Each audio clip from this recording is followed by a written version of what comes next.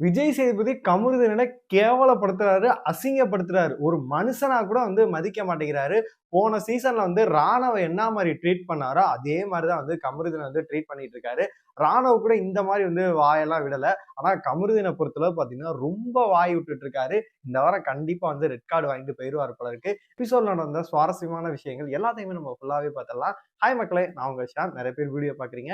Like பண்ணாம பார்க்குறீங்க. Like பண்ணிட்டு பார்த்தீங்க அப்படின்னா ரொம்பவே சந்தோஷமா இருக்கும். இந்த வீடியோ நெறைய பேருக்கு ஷேர் ஆகும். இன்னைக்கு எபிசோட பொறுத்தளவு பார்த்தீங்கன்னா, விஜய் சேதுபதி பார்த்தீங்கன்னா, கோவத்த லிட்டரலி கண்ட்ரோல் பண்றாரு. நேத்து அங்கங்க வெளிப்படுத்தினார். அதாவது இத பொறுத்துக்கிட்டு இருக்கணும்னு அவசியம் எனக்கு கிடையாது அப்படின்னு வெளிய இது பண்ணாரு.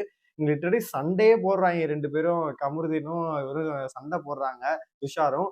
அப்படி இருந்துமே பார்த்தீங்கன்னா, அவர் கோவத்த கண்ட்ரோல் தான் பண்றாரு. முடிக்கும்போது கூட ஒரு சர்ப்ரைஸ் இருக்கு அப்படின்னு சொல்லிட்டு ஸ்வீட்டா தான் போறாரு. அவர பொறுத்தளவு பார்த்தீங்கன்னா, டாக் பேக்ல என்ன கருமத்த சொல்றாய்ங்க அப்படின்னு சொல்லிட்டு நமக்கு தெரியவே இல்ல. சார் நீங்க கேள்வி கேளுங்க சார். சார் நீங்க ஏதாச்சும் பண்ணுங்க சார் அப்படின்னு சொல்றாங்களா? இல்ல சார், சார் இதெல்லாம் கேட்காதீங்க சார். சார், சார், சார் கொஞ்சம் அமைதியா இருங்க சார். சார் போயிறாதீங்க சார் அப்படின்ற மாரி எதுவும் பண்றாங்களான்னு சொல்லிட்டு தெரியவே இல்ல. என்னைய பொறுத்தவரைக்கும் என்டமலம்னு சொல்லிட்டு பார்த்தீங்கன்னா, ஒரு நிறுவனம் இருக்கு. அது எல்லா லாங்குவேஜ்ல இருக்க பிக் பாஸ் அவங்க தான் பார்த்தீங்கன்னா, ஒரு இது பண்றாங்க. ப்ரொடியூஸ் பண்ணி நெறைய விஷயங்கள் பண்றாங்க. அவங்க தான் ஒரு ஹெட் அப்படின்னே சொல்லலாம். மத்த இதுலலாம் கலர்ஸ் பண்றாங்க. தமிழ்ல விஜய் டிவிக்கு பார்த்தீங்கன்னா குடுத்துருக்காங்க. தமிழ்லயும் கலர்ஸ் இருக்கு. நான் இப்ப ஏன் இத பதிவு பண்றேன் அப்டின்னா, மத்த லாங்குவேஜ்லலாம் ஹோஸ்ட் வேற லெவல்ல இறங்கி அடிக்கிறாங்க. அதே மாரி கமல் அவர்களும் ஒரு சில டயத்துல இறங்கி அடிச்சாரு. விஜய் சேதுபதிக்கு மட்டும் ஏன் அந்த ஸ்பேஸே நீங்க குடுக்க மாட்டேங்கிறீங்க? அப்டின்ற கருமம் தான் எனக்கு இன்ன வரைக்கும் புரியவே மாட்டேங்குது. இதுவரைக்கும் நடந்த சீசன்ல இப்படி ஒரு நார்ன சீசன், கேவலமான சீசன நம்ம பார்த்திருக்கவே மாட்டோம். இது ஆதிரை இன்னைக்கு வெளியில போம்போது ஒரு விஷயம் பண்ணாங்க பாருங்க. அதுதான் எனக்கு ஆச்சரியப்படுற மாரி இருந்துச்சு. அந்த அம்மா வெளியில போய் நம்ம வீடியோ கூட பார்த்தா கூட சந்தோஷமா இருக்கும். வெளியில எவ்வளோ காரி துப்புனாங்க. மக்கள் கரெக்ட்டா தான் பண்ணியிருக்காங்கன்னு அப்புறம் தான் அந்த அம்மாவுக்கு புத்தி வரும் போல இருக்கு. அவங்க என்ன பண்றாங்கன்னா, என்ன விட டிசர்வ் இல்லாதவங்கலாம் உள்ள இருக்காங்க. என்னைய மக்கள் வெளில அனுப்பிச்சுட்டாங்க. இவங்கள என்ன சொல்றது தெரியல அப்படின்ற மாரி சொல்றாங்க.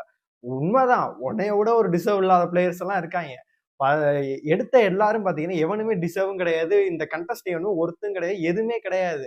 ஏதோ செட்ட போட்டுட்டோம். நம்ம இது பண்ணிட்டோம்னு சொல்லிட்டு தான் இந்த 2 சீசனாவே ஓட்டிட்டு இருக்க மாரி நம்மளுக்கு தோணுது. அதாவது 3வது சீசன் அதிரி புதிரியா ஒரு ஹிட் ஆச்சு. அதுக்கப்புறம் ஆரி சீசன் பார்த்தீங்கன்னா, ஒரு ஆரி விசஸ் முருகதாஸ் அப்படின்ற மாரி போச்சு. நம்ம இவ ஆரிய அவர் பேரு டக்குன்னு முருகதாஸ் தான் வருது. இந்த பாலாஜி முருகதாஸ். அவர் விசஸ் தான் போச்சு. 5த் சீசன் ராஜுவால தான் போச்சு. 6வது சீசன் யாராச்சும் உங்களுக்கு ஞாபகம் இருந்துச்சு அப்படின்னா, கமெண்ட் பாக்ஸ்ல சொல்லுங்க. 7வது சீசன் பார்த்தீங்கன்னா, அர்ச்சனா வந்த பிறகு ஏதோ சூடு பிடிச்சு, பிரதீப்க்கு நடந்தது அப்படி இப்படின்னு சொல்லிட்டு அது கூட ஏதோ ஓகேன்னு இருந்துச்சு. 8வது சீசன்ல சத்தியமா நெறைய பேர் பிக் பாஸ் ஓடிட்டு இருக்கான் மச்சான் அப்படின்ற மாரி சொன்னாங்க. அப்படி இருக்கும்போது எனக்கு சத்தியமா தெரியவே இல்ல. அதுக்கப்புறமேட்டு இப்போ 9வது சீசன் ஆரம்பிச்சுச்சு. நம்மளுக்கு எங்கிட்டு இருந்த கண்டஸ்டன்ட்லாம் புடிச்சாய்ங்க அப்படின்னு சொல்லிட்டு நமக்கு தெரியவே இல்ல.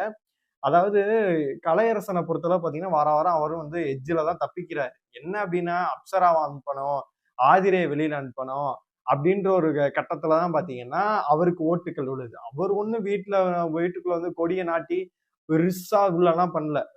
பேசுறதெல்லாம் கேவலமான பீல செருப்பு முக்கி அடிச்சர்றேங்கிறது. அவர்லாம் ரொம்ப எக்ஸாப்ளைஸ் பண்ணி பார்த்தீங்கன்னா, மக்களா இருக்கட்டும், ஒரு வியூவர்ஸா இருக்கட்டும், யாருமே அந்த அளவுக்கு கண்டுக்கிறது இல்ல. நீ பாட்டுக்கு ஓரமா இருந்துட்டு போ அப்டின்ற மாரி தான் இருக்காங்க.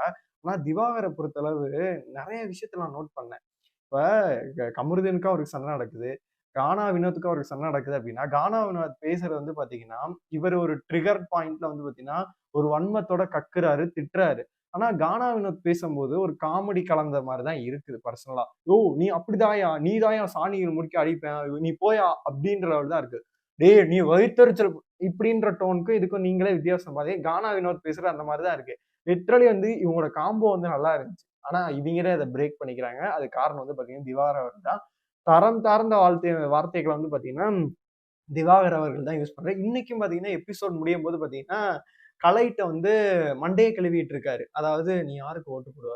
அமிர்தன குத்தி விடு.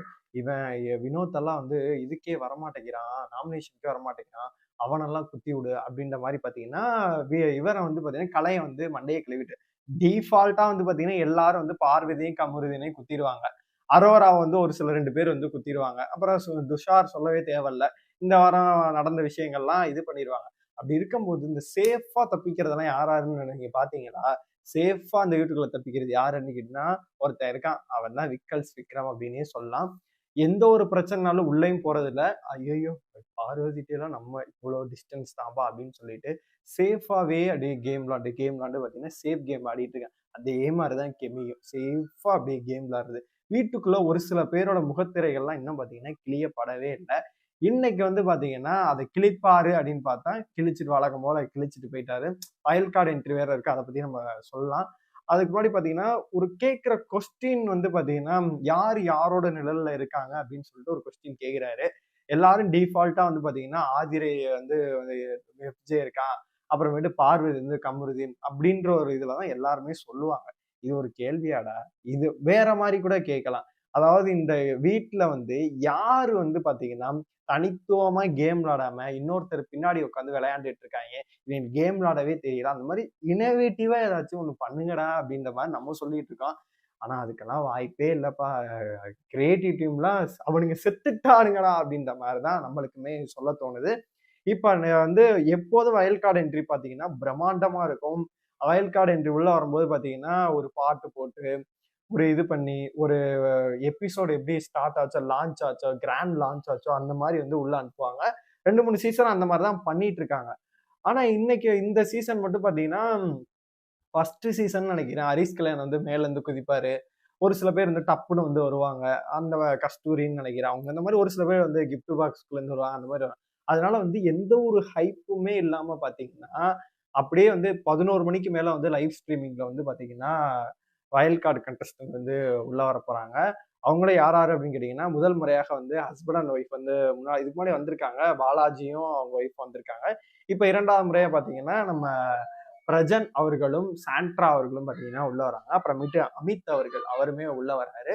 அப்புறமேட்டு வந்து பார்த்தீங்கன்னா, ஒருத்தவங்க வராங்க. இந்த தடவ 4 பேர தான் பார்த்தீங்கன்னா வந்து வயல்ட் கார்ட் என்ட்ரியா உள்ள அனுப்பிச்சிருக்காங்க. இன்னொரு தகவல் வேற நான் கேள்விப்பட்டேன். அது என்ன அப்படின்னு பார்த்தீங்கன்னா, உங்களுக்கே திடுக்கிடும் தகவலா இருக்கும்.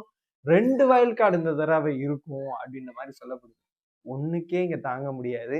என்னைய பொறுத்தவரைக்கும் இந்த வயல்ட் கார்ட் கண்டஸ்டன்ட் என்னைய பொறுத்தவரைக்கும் எனக்கு ஓகேவா தான் படுது. ஏன் அப்படின்னு கேட்டீங்கன்னா, இதுக்கு முன்னாடி வந்து எடுத்த கண்டஸ்டன்ட் வந்து பார்த்தீங்கன்னா, இந்த 18 பேர் வந்து ஒண்ணுமே இல்ல. எதுவுமே இன்ன வரைக்கும் பண்ணல. ஏதோ பண்ணிட்டு இருக்காய்ங்க. அதே மாரி இந்த வயல்ட் கார்ட் கண்டஸ்டன்ட் அமித்த பொறுத்தவரை ஏதாவது ஸ்மார்ட்டா ப்ளே பண்ணலாம். அவர் படங்களும் பண்ணியிருக்காரு, சீரியல்ஸும் பண்ணியிருக்காரு. அவரோட கேம் எப்படி இருக்கும் அப்படின்னு சொல்ல நமக்கு தெரியவே இல்ல. சாண்ட்ராவா இருக்கட்டும், பிரஜனா இருக்கட்டும், இவங்களோட கேம் ப்ளே வந்து எப்படி பண்ண போறாங்க அப்படின்னு சொல்லிட்டு இன்ட்ரஸ்டிங்காவே இருக்கு. அப்புறம் இன்னொருத்தவங்க ஃபீமேல் ஒருத்தர் போயிருக்காங்க. அவங்க பேரு சரியா தெரியல. உங்களுக்கு தெரிஞ்சுச்சுன்னா கமெண்ட் பாக்ஸ்ல சொல்லுங்க. அதனால வந்து இதுக்கப்புறம் ஏதோ ஆட்டங்கள மாத்துவாங்களா அப்படின்னு சொல்லிட்டு நம்ம பொறுத்து இருந்தா போதும். ஏன் அப்படின்னு சொல்றேன்னு கேட்டீங்கன்னா, வயல்ட் கார்ட் கண்டஸ்டன்ட் வெளிய நடக்கிற விஷயங்கள வந்து இவங்கள்ட்ட சொல்லுவாங்க. அதாவது யார் நல்லா விளையாடுறாங்களோ, அவங்க கூட அப்படியே பின்னாடியே டிராவல் பண்ணுவாங்க. அப்படி இருக்கும்போது, என்னைய பொறுத்தவரைக்கும் அவங்க வந்த பிறகு கேம் எதுவும் மாறதுக்கான வாய்ப்பு இருக்குமோ? அப்படின்ற மாரி தான் எனக்கு பர்சனலாவே தோணுது.